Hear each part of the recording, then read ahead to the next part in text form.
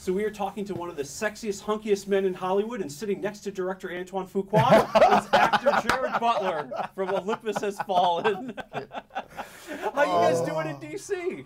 I'm devastated now.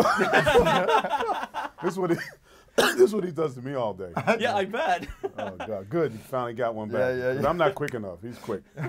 Well, I imagine you're coming in last night. You were driving through DC. You're going past the monuments. You're going past the White House. You're going past the Washington Monument. Did you feel a little guilty for what you did to him in the movie? A little bit, yeah. And then, as you saw, I rode through, and I'm looking out the window, and I'm actually in the plane coming down, and you get that feeling of like, they're going to kill us in D.C. They're going to not be happy with us. Well, and the movie is all about some terrorists have taken over the White House. Gerard, you were playing a Secret Service agent, really the only Secret Service agent who survives this attack, and you're out to save the president. Yeah, I mean, ultimately, at its core, this is a movie about those people, by the way, the Secret Service, the military, and the job that they do on a daily basis. Every day that we live in freedom and away from an attack is 100% success. We take that for granted. This is a day we focus where there was a failure, like 9/11. And we go into that possibility and say, what would that look like? What would that feel like? What would happen? What would the protocol be? What would the Secret Service do? But the attack is very effective. I mean, we pushed it as far as we could, and it really is, it's a devastating experience. But there starts the movie. Then what happens? Then what does that bring out of people? What does it bring out of the Pentagon? But the people, not the Pentagon, the people in there, the humans in there.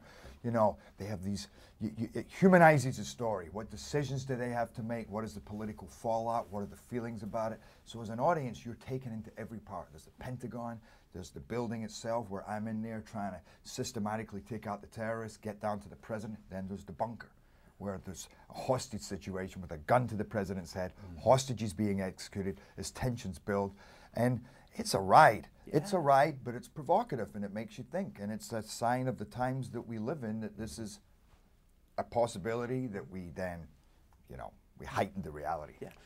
Well, it's a really good action movie, and at its core, it's about the action. But I think you hit on it. It's also about how are these people, these public servants, reacting to the worst situation possible and the bravery that they have, the heroic actions that we see there.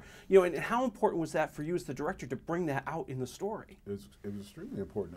That's why we have such great actors in the movie to help us do that. I mean, the Pentagon, what you realize about the Pentagon, when you get to know these people and you become friends with some of these people, they're just like you and me.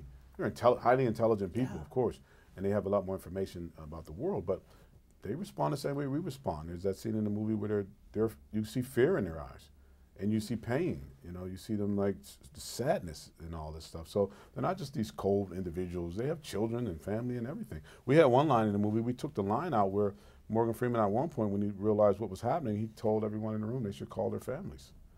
That's important stuff. And then, of course, his character, Banning, Gerard's character, Banning, he's like on this hero's journey where his life has fallen from grace, and now he's got to get back up, but not just only get back up, he's got to run into the fire.